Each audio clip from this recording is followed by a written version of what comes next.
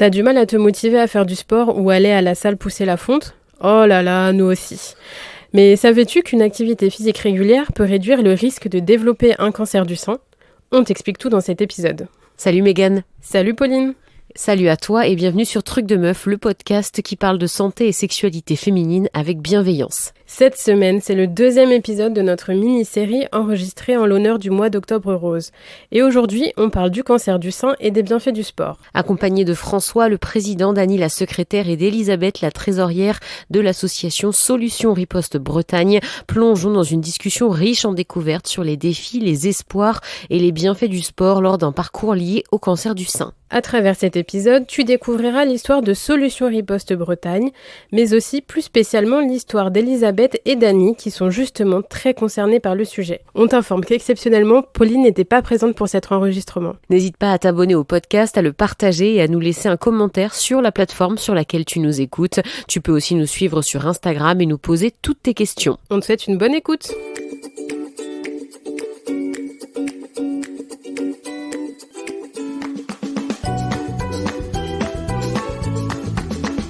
Bonjour François. Bonjour.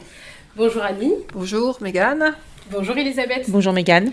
Alors aujourd'hui, on se retrouve pour parler du cancer du sein, des bienfaits du sport et de votre association Solutions Riposte Bretagne. Juste avant de commencer, est-ce que vous pouvez vous présenter s'il vous plaît ? Alors moi c'est François, j'ai la chance d'être président de Solutions Riposte Bretagne. Je suis par ailleurs chirurgien installé en libéral depuis maintenant une dizaine d'années à Rennes. Annie, je suis secrétaire de Solutions Riposte Bretagne et de ce fait, je participe aussi au collectif Activité physique et cancer en tant que représentante de Solutions Riposte Bretagne. Et moi, je suis trésorière de l'association, trésorière entre autres, puisqu'on n'a pas une fonction bien déterminée. Le but, c'est de faire vivre l'association dans sa totalité. Ok, très bien. Alors du coup, pour commencer, on va peut-être faire un point un peu médical, scientifique sur le cancer du sein. François, est-ce que tu pourrais nous expliquer rapidement qu'est-ce que c'est le cancer du sein, qui est touché, un peu les pourcentages, les chiffres qu'on a en 2023 sur ce cancer? Alors le cancer du sein, c'est un cancer de la femme principalement, mais parfois aussi un cancer de l'homme, beaucoup plus rarement. C'est un cancer qui vient des cellules de la glande mammaire qui dégénèrent. C'est un cancer qui est hormonodépendant, qui touche maintenant, on considère un peu plus de 60 000 femmes tous les ans en France. C'est quasiment une femme sur 8 qui va être confrontée à cette maladie. Alors c'est un cancer qui est fréquent, qui touche des femmes jeunes comme des femmes plus âgées et qu'on soigne très bien, mais il y a encore malheureusement des formes agressives de cancer du sein qui emportent à peu près 1200 femmes tous les ans en France. Ok, donc voilà, ça c'est un peu globalement ce qu'on a comme info. C'est très global, bien sûr, on va pas forcément rentrer beaucoup dans les détails parce qu'aujourd'hui, ce qu'on aimerait, c'est de savoir un petit peu comment ça se passe, l'activité sportive, quand on a un cancer. Et là, aujourd'hui, on parle plus précisément du cancer du sein. Est-ce que tu pourrais nous dire déjà si, quand on a un cancer du sein, c'est recommandé de faire du sport ? Alors, quand on a un cancer du sein, c'est très recommandé d'avoir une activité physique adaptée. On parle plutôt d'activité physique adaptée, mais après on a des patientes qui sont sportives et puis qui peuvent continuer de pratiquer leur sport pendant la maladie. Alors après, c'est bien d'adapter un petit peu la pratique en fonction des traitements que l'on subit et par rapport au timing des traitements, chirurgie, radiothérapie, chimiothérapie. Mais il est recommandé par les sociétés savantes d'avoir une activité physique parce que ça permet de bien lutter contre les effets indésirables des différents traitements. Ok, et du coup, est-ce qu'il y a des sports particuliers qui sont recommandés? Et si oui, lesquels? Alors en fait, il y a pas vraiment de sports recommandés, il y a des pratiques qui sont recommandées. Il y a des sports qu'il faut éviter, qui sont des sports violents, qui sont des sports à risque, notamment quand on est atteinte d'un cancer du sein, avec des atteintes qui peuvent être dangereuses pour certains aspects. Après, il faut trouver une activité physique qui vous fait plaisir, qui est ludique, que vous pouvez éventuellement pratiquer en groupe si vous ressentez le besoin d'appréhender cette activité physique avec d'autres malades. Mais la plupart des sports, en fait, ont été adaptés ces dernières années pour pouvoir être associés à la pratique dans le cadre d'une maladie ou d'une pathologie chronique. Et le cancer du sein peut en faire partie. Après, les sports qui sont recommandés, c'est plutôt des sports qui font travailler le haut du corps et le bras côté qui a été concerné par notamment la chirurgie. Mais il faut faire travailler aussi son cœur, parce que quand on a subi une chimiothérapie, on sait que ces chimiothérapies sont toxiques pour le cœur, et donc il faut réentraîner aussi son cœur, donc faire du cardio. Donc il y a un travail spécifique sur la partie qui a été traumatisée par la chirurgie, et puis il y a un travail plus global sur le cœur notamment. C'est beaucoup plus clair du coup pour moi qui m'y connaissais pas forcément. Du coup c'est plutôt recommandé, mais à quelle fréquence ? En fait, les recommandations, c'est de ne pas forcément aller chercher la haute intensité, mais de faire cette activité régulièrement. Donc idéalement, si vous pouvez faire 45 minutes d'activité physique tous les jours, ce serait l'idéal. Alors 5 fois par semaine, c'est le top. Et si, par exemple, on n'avait pas du tout d'activité sportive à la base, est-ce qu'on peut quand même le faire, ou est-ce qu'il ne faut pas commencer juste parce qu'on a un cancer du sein ? En fait, dans un nombre assez fréquent de situations, les patients nous disent que c'est la double peine. En gros, j'ai un cancer et en plus, il faut que je fasse du sport. Moi qui n'étais pas du tout sportive avant. Et donc, c'est parfois vécu comme un petit peu une punition. Alors du coup, il faut l'expliquer, il faut le prescrire et il faut le vendre un petit peu, parce que pour certaines femmes, c'est compliqué. Mais à partir du moment où on a compris que ça faisait partie des traitements, du coup, c'est beaucoup mieux vécu, et les patientes y reviennent. Et comme les sports ont été beaucoup adaptés pour les patientes, on a une pratique qui se développe beaucoup. Et tu nous parlais justement des bienfaits que ça peut avoir, notamment l'élimination des toxines que la chimio elle engendre. Est-ce qu'il y a d'autres bienfaits ? Je suppose que déjà au niveau mental, déjà la santé mentale, ça aide aussi peut-être le sport de se sentir mieux déjà, de faire quelque chose et de sortir surtout. Il y a le fait de sortir, de ne pas rester enfermé dans sa pathologie. Il y a le fait d'éventuellement de rencontrer des personnes qui vivent la même chose que vous et qui du coup vous comprennent. Il y a le fait de mieux dormir quand on a fait une séance d'activité sportive, le fait de lutter contre les raideurs liées à l'hormonothérapie, à la chimiothérapie. Donc il y a plein de bienfaits qui sont un peu cachés, qui sont un peu indirects, qu'on a vus en fait avec le développement de la pratique. Après, des bienfaits, on peut en citer une liste assez longue, mais voilà, les principaux bienfaits sont ceux-ci, et puis après je pense que les filles pourront développer les bienfaits qu'elles y ont trouvés dans la suite du podcast. Ça marche. Dernière petite question concernant le sport quand on a un cancer avec toi, du coup. Est-ce qu'il y a des risques autres que être un petit peu plus fatigué que la normale, ou pas forcément quand on pratique le sport et qu'on a un cancer ? Alors moi j'ai 46 ans, j'ai pas de cancer, je suis régulièrement fatigué et j'ai pas envie d'aller faire du sport parce que la fatigue m'incite à rester dans mon canapé. C'est pareil pour les filles. En fait, c'est le fait d'avoir une séance qui est prévue, de devoir se bouger les fesses et de devoir aussi retrouver les copines. Et donc je ne sais pas si vous nous direz après, les filles, si vous vous ressentez plus fatigué qu'avant la maladie. Je pense que oui, mais je pense que de toute façon, le bienfait est là. Et donc, c'est une saine fatigue, en fait, que de ressentir ça après une séance d'activité physique. Donc, tout est dans l'amplitude de la séance et puis dans la progressivité des séances. On voit bien qu'au début, les patientes, elles n'ont pas une intensité et elles font ce qu'elles peuvent. Et puis on en vient finalement à organiser des compétitions d'escrimeuses, alors qu'il y a quelques années, c'était juste inenvisageable. Donc en fait, l'appétit vient en mangeant. Oui, comme pour beaucoup de choses.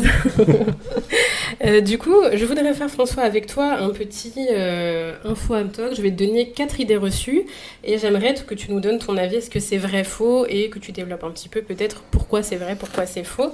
Alors la première, c'est qu'il est déconseillé de faire du sport quand on a un cancer.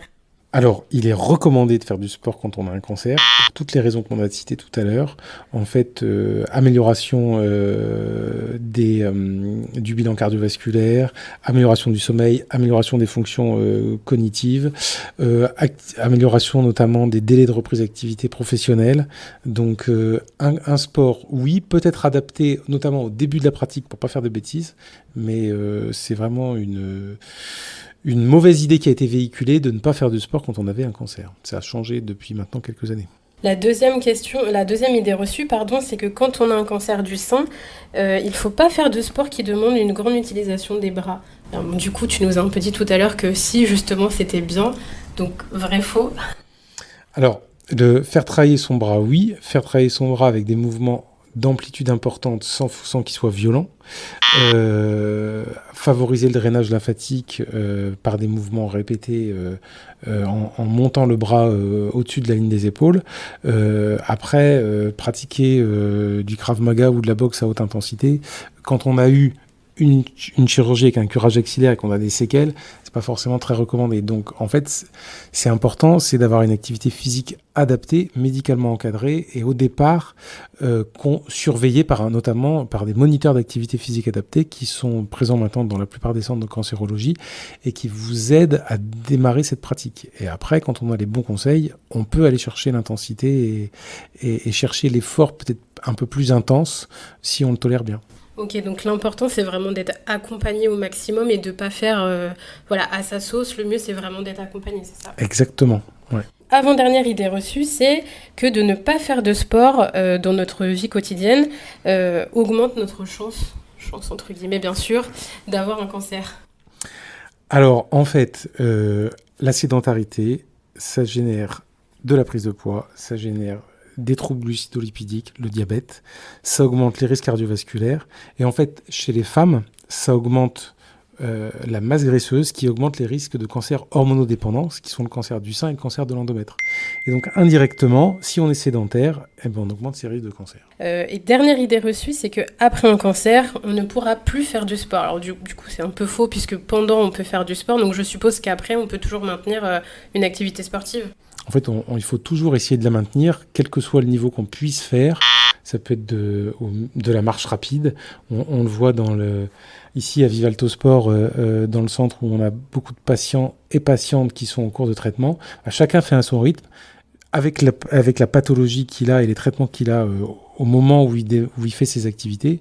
Mais ça peut être que bénéfique, donc c'est toujours bon à prendre. Ok, merci beaucoup pour toutes ces informations, François. C'était très intéressant et enrichissant. Si vous le voulez bien, on va passer à la partie association du coup. Annie, est-ce que tu veux présenter l'association ? Alors, Solutions Riposte Bretagne, c'est une association qu'on a montée en 2016. Il existait déjà auparavant un programme Solutions Riposte national qui a été créé par Dominique Ornus-Bragne, qui est à Toulouse, et qui est médecin anesthésiste et qui faisait de l'escrime et qui s'était rendu compte des bienfaits de l'escrime pour toutes les patientes qui étaient opérées d'un cancer du sein. Donc nous, on a créé en 2016 Solutions Riposte Bretagne et il y a maintenant 19 sections en Bretagne, dont 4 autour de Rennes. Globalement, on doit avoir 150 pratiquantes régulières sur la Bretagne. Ok, donc du coup, si j'ai bien compris, Solutions Riposte, c'est une association qui est nationale, c'est ça ? Solutions Riposte, oui. Et Solutions Riposte Bretagne, on s'est localisé pour initier l'activité en Bretagne. Bon, du coup, je vois quand même qu'il y a plein de sites, donc ça, c'est super que vous soyez mis un petit peu partout en Bretagne. Est-ce que tu peux nous expliquer, du coup, quel public est touché, combien de personnes s'inscrivent et comment ça se passe en fait dans l'association, quelles sont vos missions, qu'est-ce que vous proposez ? Alors les séances d'escrime durent 2 heures en moyenne. Il y a toujours un moment de convivialité qui est important, ce que disait François tout à l'heure, de se retrouver tous ensemble, de discuter. Ensuite, on a une demi-heure d'échauffement et de renforcement musculaire, de cardio aussi. Une demi-heure d'exercice de motricité autour de l'escrime, qui est un sport très, très technique, et une demi-heure d'escrime. Donc là, c'est globalement les séances qui se proposent, sachant qu'en Bretagne, il y a certaines sections qui proposent de l'escrime artistique, qui est complètement différente, qui ressemble plus à une chorégraphie, en fait, selon les maîtres d'armes. Ok, d'accord. Et donc, du coup, c'est les personnes qui ont seulement le cancer du sein qui viennent à Solutions Riposte ou pas forcément ?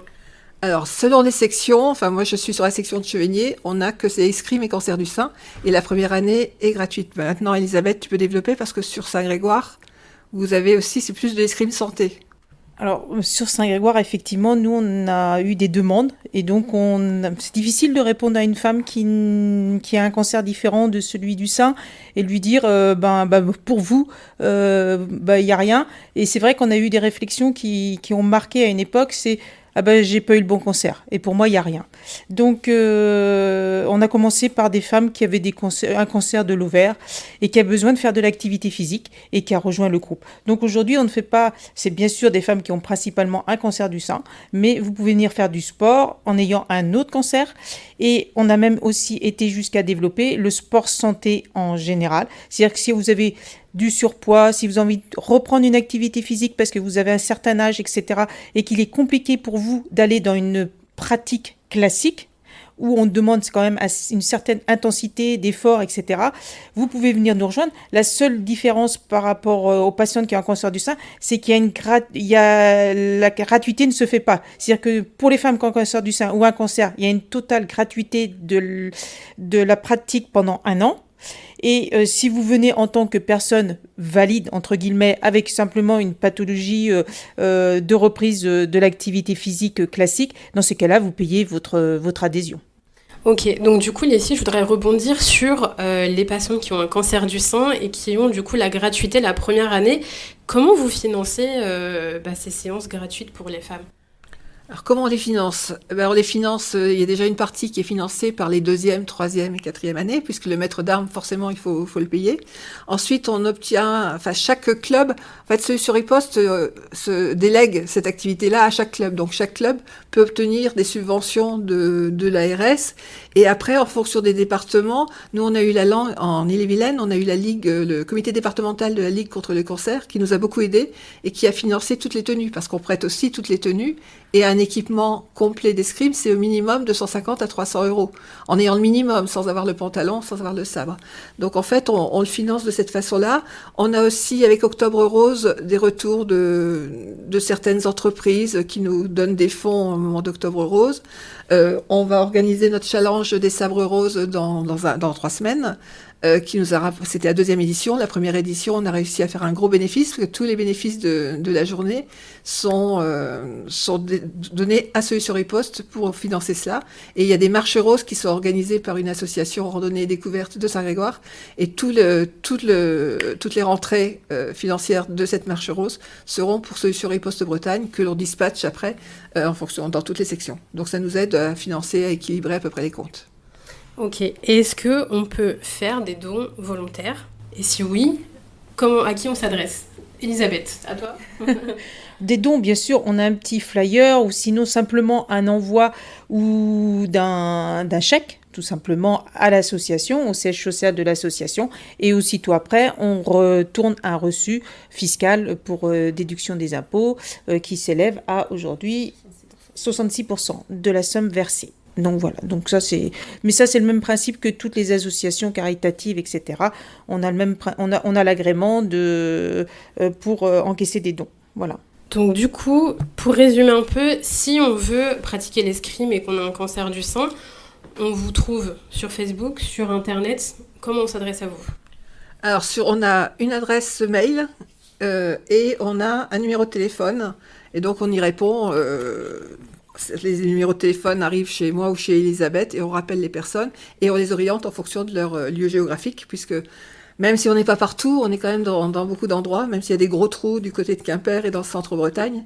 Mais c'est difficile de créer il faut déjà qu'il y ait un club d'escrime qui pratique avec un maître d'armes qui soit disponible et formé. Ok, bon de toute façon, on mettra nous toutes les informations dans l'intro, l'outro ou dans la description de l'épisode, il n'y a pas de souci. Est-ce que ça vous va qu'on passe à la partie de témoignage du coup ? Elisabeth, je crois que toi tu as eu un cancer du sein. Oui. C'est bien ça. Ok, est-ce que tu pourrais nous raconter peut-être un petit peu ton parcours et puis ensuite on ira éventuellement sur est-ce que tu as fait du sport et qu'est-ce qui t'a donné envie de rejoindre l'association ? Alors, mon parcours, moi, il a commencé en 2013, juste pour mes 50 ans. Joli cadeau d'anniversaire. Très mauvais cadeau d'anniversaire, on s'en serait bien passé. Voilà, exactement. Et là, j'ai enchaîné sur un protocole. Donc, le protocole de l'époque, parce que je sais que les protocoles, ils évoluent au fur et à mesure. Mais le mien, il a déjà 10 ans. Et donc, ça a été tumeurectomie. Donc, on enlève principalement la première tumeur. Après, ça a été chimiothérapie. Après, ça a été mastectomie. Donc, la mastectomie, on enlève le sein qui est malade. Et après, ça a été les 30 séances de radiothérapie. Et une fois que ce premier protocole a été terminé, qui dure à peu près 1 an, oui, une petite année, oui, une année. En ce qui me concerne, ça voulait dire à peu près entre mon protocole de cancer et ma reconstruction, j'avais calculé pour donner des chiffres, des fois c'est plus parlant, c'est 120 rendez-vous aller-retour au CHP de Saint-Grégoire. Donc c'est quand même assez lourd. C'est assez lourd et moralement et physiquement. Voilà. Donc, à l'époque, moi en 2013, on avait très peu d'activités physiques adaptées. C'est pas quelque chose qui était répandu comme aujourd'hui. Voilà. Donc, moi, j'ai commencé ma reconstruction mammaire en novembre 2015. Et c'est là que j'ai rencontré François et qu'ils étaient en train de lancer une section d'escrime sport activité physique adaptée sur Saint-Grégoire, sur le club de Saint-Grégoire. Et le lendemain, il y avait une démonstration d'escrime dans le hall du CHP. Et c'est comme ça que j'ai commencé en novembre 2016. Voilà. Et puis du coup, c'était le destin de se rencontrer, en fait, si j'ai bien compris, c'est ça. Voilà, tout à fait. Novembre 2015, je fais mon premier essai et on crée l'association en mars 2016. Ok, bon. C'était une mauvaise nouvelle, mais ça a apporté quand même des choses sympas entre vous. Ça a créé quand même du lien. Est-ce que tu as pu être accompagnée psychologiquement Est-ce qu'il y a des choses qui ont pu te faire du bien, autre que le sport, quand tu as connu l'escrime ? L'accompagnement psychologique de l'époque, il était non, c'était voilà. Le cancer est un peu tabou. La maladie, de façon générale, elle fait peur.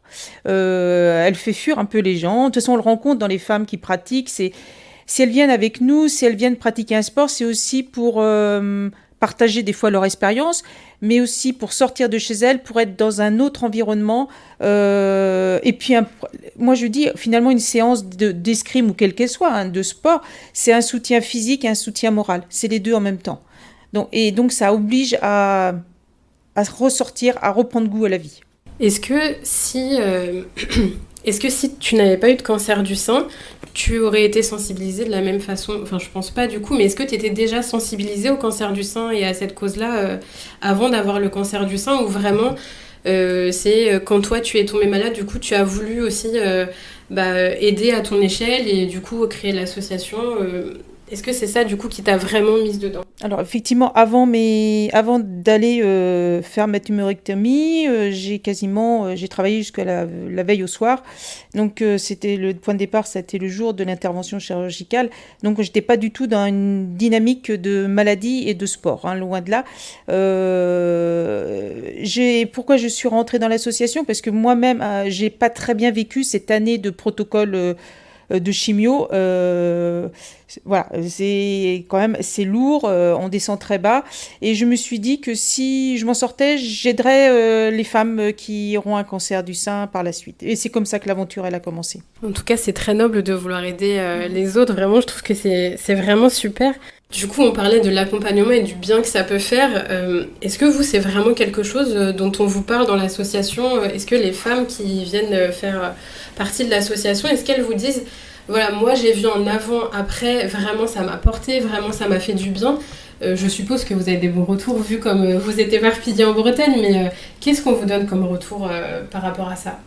En fait, je pense qu'il y a dans les groupes, en fait, il y a des filles qui restent dans le groupe alors qu'elles n'accrochent pas forcément l'escrime, mais pour la convivialité et les amitiés qui se sont formées autour. Et c'est vrai que quand on se retrouve, nous, je sais que on parle beaucoup jardinage, beaucoup cuisine. Il y a toujours un petit gâteau ou des petites tomates cerises qui se promènent, mais il y a vraiment, c'est vraiment un tout en fait. Et je pense que effectivement, quand elles reprennent le travail, c'est assez compliqué parce que nous, les séances ont lieu en journée et la reprise du travail, quelquefois, les oblige à arrêter. Et c'est souvent très compliqué pour elles d'arrêter et de quitter le groupe en fait.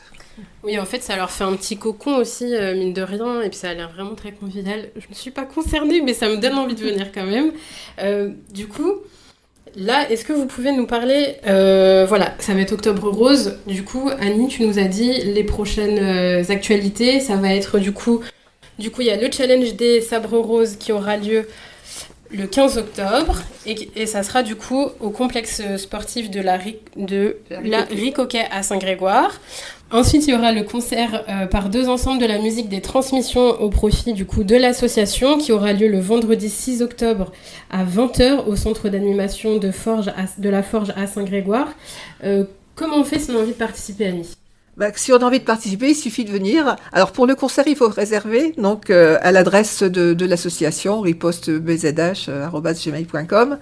Et pour le challenge, il y a des compétitions d'escrime qui sont officielles, donc qui sont forcément réservées aux escrimeurs. Mais par contre, il y a 2 marches roses qui sont organisées, enfin 4 en fait, 2 le matin, 5 et 9 km, et 2 l'après-midi, 5 et 9 km.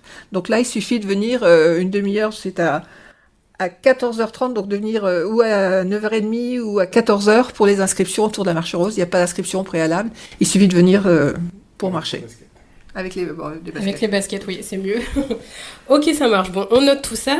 Est-ce que François, avant de terminer cet épisode, tu pourrais peut-être nous faire un point sur le dépistage, à quel moment on se fait dépister, à quelle fréquence, etc. Alors, le dépistage, il commence dès l'âge de 25 ans. Normalement, il est prévu une consultation qui serait une consultation d'évaluation du risque de chaque femme, en fait, et faire un point sur les antécédents, sur les traitements qui ont pu avoir lieu avant et sur l'histoire familiale. Et pour pouvoir essayer d'adapter, en fait, une stratégie un peu de dépistage qui serait personnalisée pour chaque femme. Ça, c'est une première chose. Et puis apprendre aussi aux jeunes femmes à s'autopalper. Ensuite, il serait idéalement recommandé de se faire palper la poitrine une fois par an. Alors, palpation chez sage-femme, médecin généraliste, gynéco ou autopalpation. Et ensuite, on bascule dans les recommandations officielles à la mammographie à 50 ans. Une mammographie tous les 2 ans, de 50 à 74 ans. Sauf que le dépistage, il a des trous dans la raquette et on va certainement être amené à changer le dépistage pour le personnaliser un peu plus. Il va bientôt être recommandé, je pense, de faire les mammographies dès 45 ans. Et puis il y a des études en cours qui visent à essayer de prédire un petit peu le risque de cancer du sein pour chaque femme, et notamment une étude européenne qui a lieu en ce moment dans 6 pays européens qui s'appelle MyBEPS, qui vise à intégrer des femmes de 40 ans, de prendre leurs antécédents, de faire un test salivaire et de corréler ça aux données d'une mammographie pour essayer de prédire, peut-être pour prédire pour chaque femme, le niveau de surveillance qu'elles doivent observer pour chacune d'entre elles. Et donc, on va peut-être aller vers de la personnalisation du dépistage. Et du coup, petite question qui me vient là, quand tu parles de personnalisation, si on a eu des cancers du sein dans notre famille, est-ce qu'on suit du coup, entre guillemets, le même protocole de dépistage? Est-ce qu'on attend 25 ans? Est-ce qu'on y va plus tôt? Comment ça se passe? 25 ans, de toute façon, c'est le bon âge pour démarrer parce qu'on rencontre quand même normalement pas de cancer avant l'âge de 25 ans. Ensuite, c'est au médecin d'essayer de voir en fonction de l'histoire familiale si elle est très à haut risque d'aller directement, ce qui représente quand même un tout petit pourcentage de cas, vers le conseil génétique quand on a une accumulation anormalement importante de cancer du sein ou de l'ovaire dans la famille. Et puis après, on a des patientes qui ont des antécédents familiaux. On sait que le cancer du sein, c'est un cancer qui est fréquent, donc c'est pas parce qu'on a eu des cancers du sein dans sa famille qu'on est forcément à risque génétique. Par contre, on essaie d'adapter et de démarrer la surveillance en fonction du cancer survenu au plus jeune âge dans la famille. C'est vrai qu'on a tendance à dire que s'il y a eu un cancer du sein à 50 ans chez la maman ou chez un apparenté proche, on va peut-être effectivement avancer l'âge des premiers examens et de ne pas commencer à 50 ans comme c'est recommandé dans le dépistage, mais de démarrer quelques années avant pour anticiper un peu le risque. Mais pour l'instant, on n'a pas de recommandation officielle pour cette tranche de population, et donc on espère peut-être qu'un jour on pourra s'aider de l'intelligence artificielle, de la génétique pour prédire les cancers. Ok, bon. C'est vrai qu'actuellement c'est difficile, on ne peut pas obtenir un test génétique spontanément en fait, donc il faut vraiment qu'il y ait des prédispositions, enfin pour ma part c'est mon cas, ma mère, ma grand-mère, toutes mes tantes étaient décédées de cancer du sein et donc je suis porteuse de mutation génétique et donc il faut quand même qu'il y ait un certain nombre de cancers et il faut être éligible au test génétique. Et quand on est porteur d'une mutation génétique, dans ce cas-là il y a un protocole bien précis à partir de 30 ans, c'est-à-dire qu'à partir de 30 ans il y a IRM, écho, mammo tous les ans. Ok, donc du coup, toi, tu as fait partie de ces personnes-là qui ont eu ce processus de suivi. De suivi, oui. Non, malheureusement, parce que moi, je n'avais pas fait les tests génétiques. Et du coup, j'ai fait le test génétique quand ma fille de 30 ans a déclenché un cancer. Et donc, à ce moment-là, j'ai fait le test génétique et je me suis pas allée, là, je suis intervenue tout de suite. Je me suis fait opérer tout de suite, double mastectomie et ovariectomie directement. Donc, j'ai pas bénéficié du suivi puisque j'ai réagi tout de suite. Mais j'ai eu de la chance de passer à travers la maladie jusqu'à 55 ans. Oui, c'est très très grande chance. Mais du coup, si ta fille n'avait pas eu ce problème-là, Est-ce que toi, tu aurais été, je sais pas, plus alarmée ou pas forcément? En fait, j'ai toujours fait, ma mère est décédée quand j'avais 23 ans, donc j'ai fait des mammographies tous les ans. Et si je ne suis pas allée plus loin, c'est par manque d'information, en fait. On m'avait pas informé des risques de cancer de l'ovaire, que je serais mieux suivie si j'avais effectivement une mutation génétique dépistée, je serais mieux suivie. On m'a jamais informé de tout ça. Donc j'allais faire ma mammographie tous les ans en me disant, cette année, ça va être mon tour. Et c'est que quand Célia a été mutée, déclaré la mutation, où là, de toute façon, c'était évident que j'étais forcément mutée et que je suis intervenue. Mais j'y allais tous les ans avec cette épée de Damoclès sur la tête. Oui, c'est ça. En fait, tu savais qu'entre guillemets, le temps était compté avant que, on te dise. Enfin, t'avais en tout cas de très grandes chances, même si c'est pas de la chance. T'avais un très grand risque. Ouais. 80% de risque de déclencher un cancer du sein. Bon, du coup, on a parlé du manque d'information. Concrètement, vous, je suppose que vous faites aussi, vous transmettez de l'information concernant le cancer du sein. Est-ce que vous avez peut-être un document, un livre, un film, un podcast, ou peu importe, qui puisse être recommandé aux personnes qui nous écoutent pour leur donner de l'information? Toi aussi, François, peut-être que tu donnes des clés à tes patientes pour qu'elles soient mieux informées. Sur quel support on s'appuie aujourd'hui pour avoir des infos, en plus que bien sûr nos professionnels de santé? Moi, en ayant une mutation génétique, je suis engagée dans Génétique Cancer et c'est une source d'information sur le site internet. Et c'est une source d'information sur les cancers génétiques, savoir si on peut bénéficier d'un test génétique et des possibilités qui s'offrent à nous en prévention. Donc moi, c'est orienté Génétique Cancer en fait. Ce qu'il faut savoir, c'est que maintenant, quand même, dans les écoles, on en parle beaucoup plus aussi. On est d'ailleurs sollicité pour intervenir dans les écoles et faire de l'information. Mais le niveau d'information qu'ont nos enfants, parce que moi j'ai la chance d'avoir des enfants au collège et au lycée, ils ont une information qui est quand même beaucoup mieux délivrée maintenant qu'à notre époque. Moi j'ai 27 ans.